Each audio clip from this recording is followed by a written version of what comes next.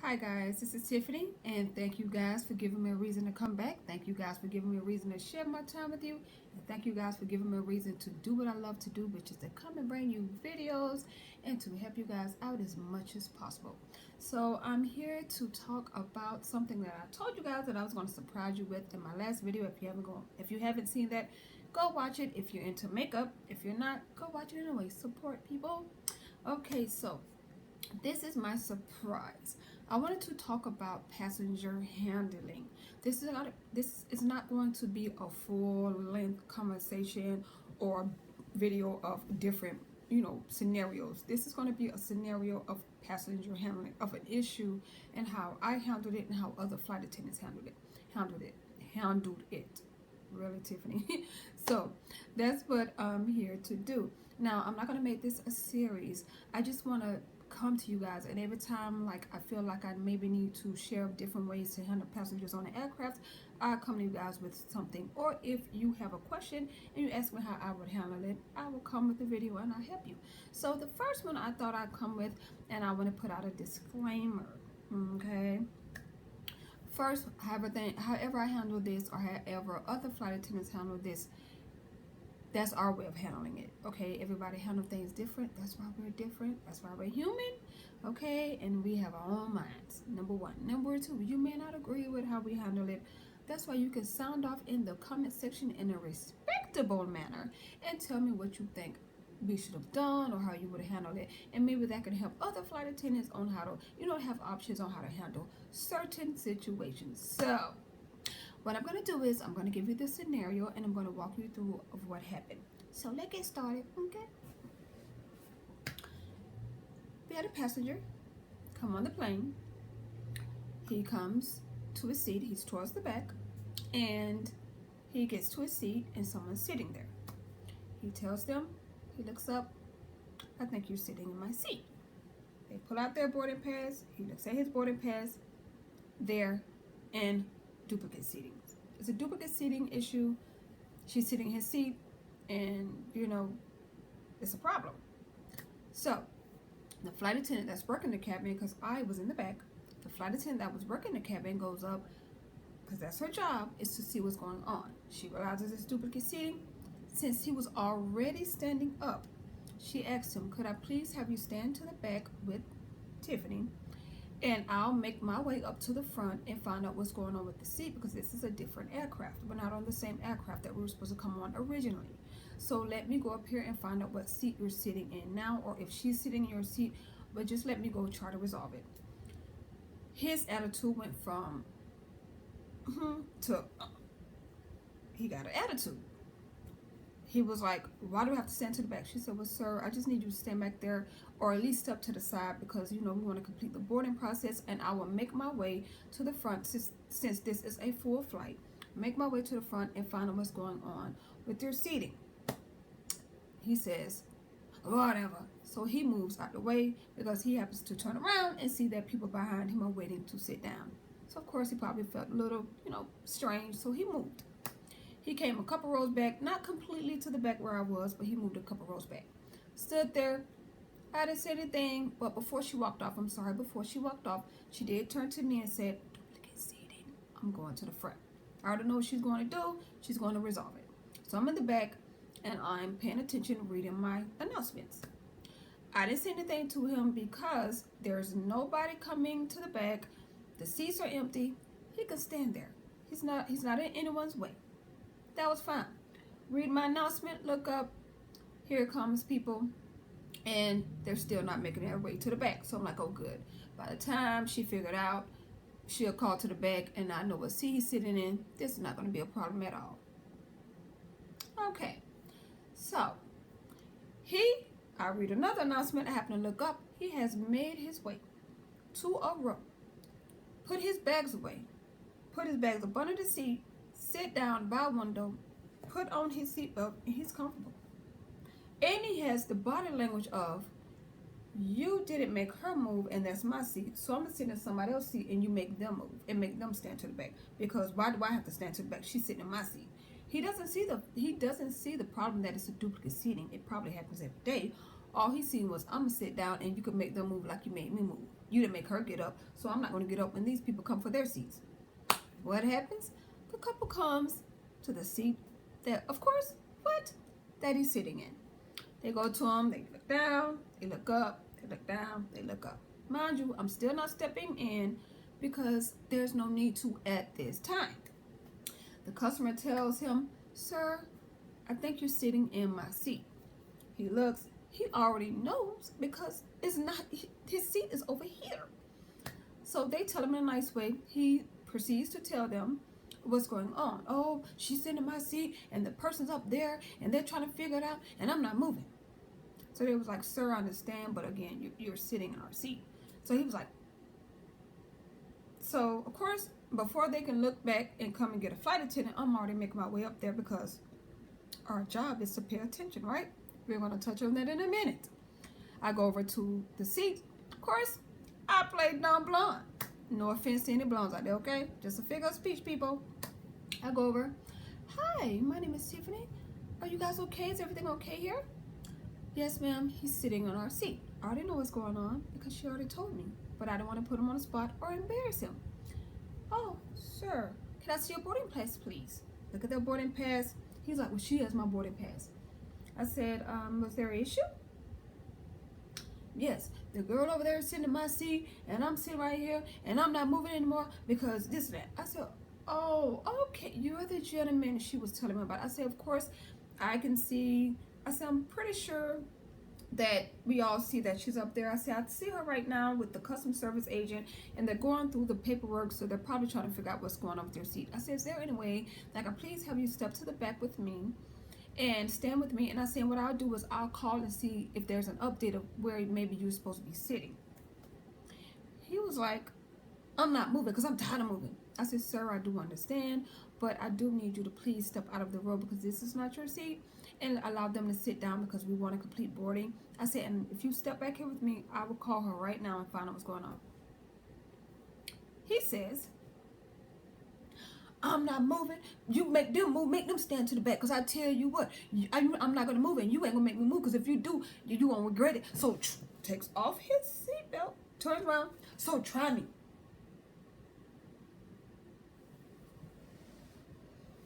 There's a good side and a bad side. Okay, people, there's a good side and a bad side on your shoulder.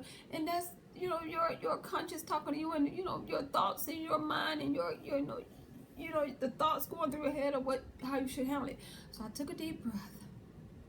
And the first part of the side that's, like this side was like, first of all, you already know you in the wrong seat, but who do you think you're talking to? First of all, but then I realized, Tiffany, you ain't got bill money right now. You just started your job, so you might not want to go that route. And that's not my character anyway, okay? Depending on the situation, Then this side was, Tiffany, it's just a duplicate seating issue. Just give him his options. Here's the options.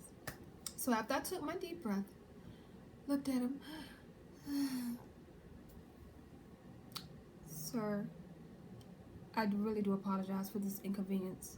I'm so sorry that we're going through this duplicate seating issue, but this is a different aircraft. But I do need you to please step out of this row so they can sit down so complete boarding process. I understand that it's been a long day. It's early in the morning. All you want to do is come and sit down. You've probably been fighting through security and you're just a little tired. So I do understand that you're a little frustrated, and I want to relieve that frustration. I do see her up there trying to resolve your issue to find out what seat you're sitting in. That's why I'm asking you to return to the back galley with me, and I will call right now and see what's going on. But I really do need you to please step out of the road so the people, the passengers can sit down, and I will help her resolve this issue. If you please don't mind. You ain't gonna touch me.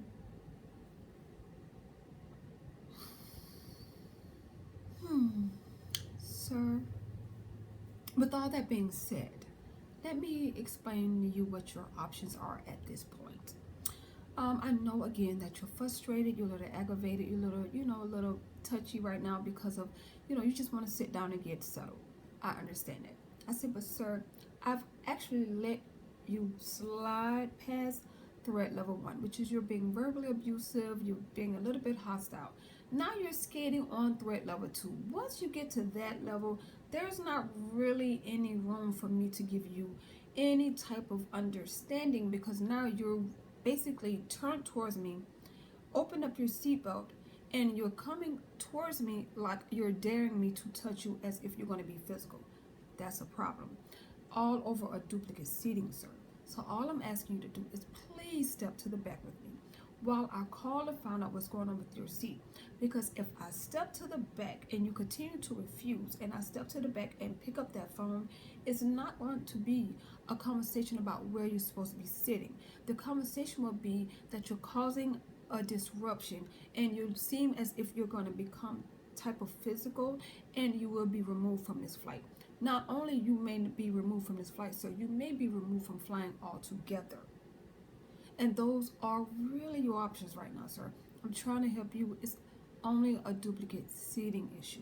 So I don't want you to go through all that. I know you're frustrated. I'm trying to help you. But right now, sir, when you get to threat level 2, those are my options. And technically, those are your only options. Because if I go to the back and I make this phone call, sir, it's not going to be any type of understanding by the time the officers come here to remove you from this flight. And I'm trying to prevent that, because you do have a seat on this aircraft. We just don't know where it is, since this wasn't the original aircraft that we were supposed to pick you guys up in. Okay, so again, my name is Tiffany. I'm here to help you as much as possible. So one last time, could you please step to the back with me while I call and find out what's going on with your seat, so you can have a seat and you can get to your destination as quickly and comfortably as possible, because I would not allow you to continue to be hostile, because now you're putting me in danger, you're putting passengers in danger, and I'm putting my crew in danger with your hostile behavior, which means that I don't know how hostile it would get further on in this scenario or on the flight. So I have to make an executive decision, and I don't want to put you off this flight, sir, over a duplicate seat. So would you like to stand to the back with me while I make a phone call for you to find out what's going on with your seat? And of course he got up. Now, let's review. First thing you need to be doing is communication amongst the crew. Immediately when she had a duplicate seating, my job was not to be to the back, in the corner, hiding, playing on my phone, don't read my announcements, looking around. My job is to be reading my announcements, looking out on the aisle, because not only am I looking for safety issues, not only am I watching her back, but I'm looking for able-bodied passengers in case of an emergency. And I need to make sure that she's okay out there in the cabin, so just in case if anything happens, I have her back. So that's why she was able to turn around and communicate with me and tell me, hey, there's a duplicate seating issue, I'm going up to the front. Number one. Number two, when he moved out the way, it wasn't my place to throw out my authority and say, listen, did she tell you to stand to the back? That's not my job. He wasn't in anyone's way. He wasn't a problem at all. He didn't have any issues. Only thing he did was move a couple rows back. I left him alone. I even left him alone when he sat down and got comfortable, because I already knew what he was thinking, because that was his body language from jump.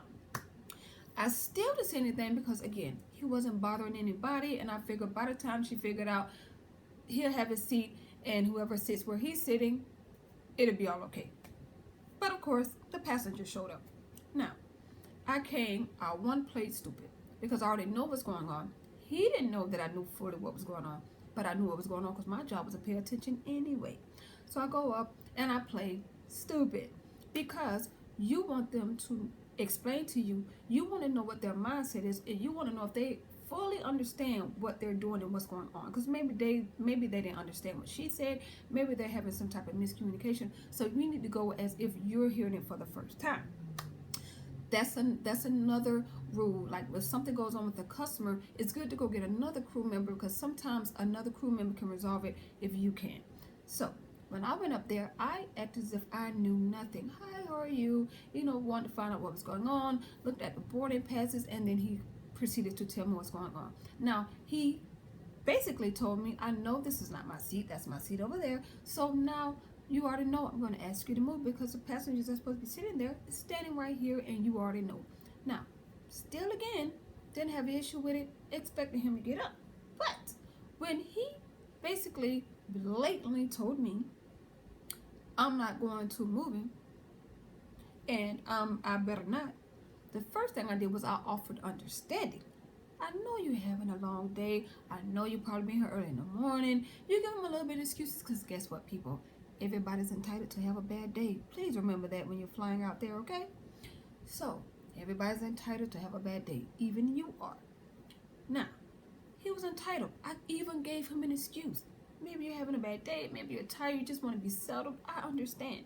But when you turn around and you look at me and you open your seatbelt and you turn towards me like you're going to charge me like I better not touch you.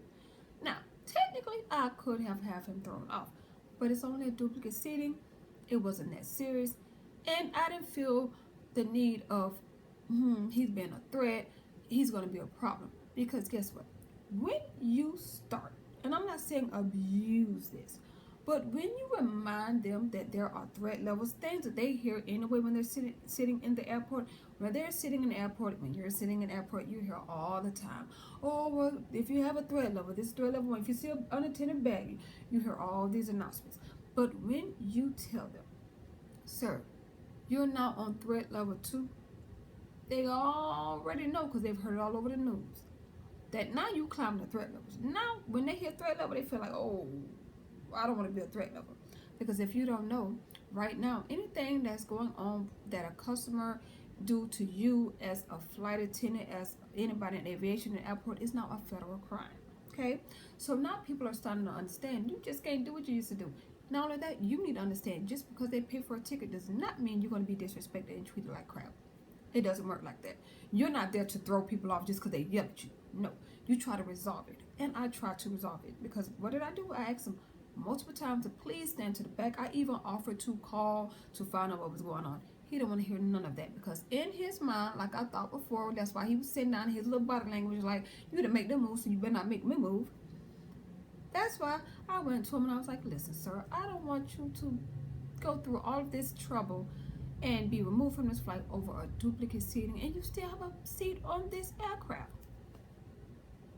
He ended up sitting all the way up to the front. Okay?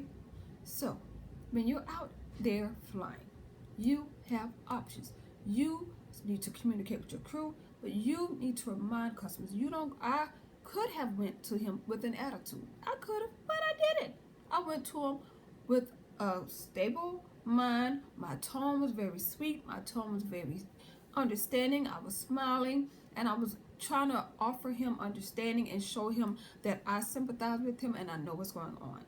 And I'm trying to help her resolve it as well. Because if I can see it, he can see it, and the person sitting in his seat can see, we can see her up front with the customer service agent going through each page on what he's supposed to say. We see it. Not only that, it's a full flight, and she just can't make everybody stop boarding to come over to the back to have him sit in his seat.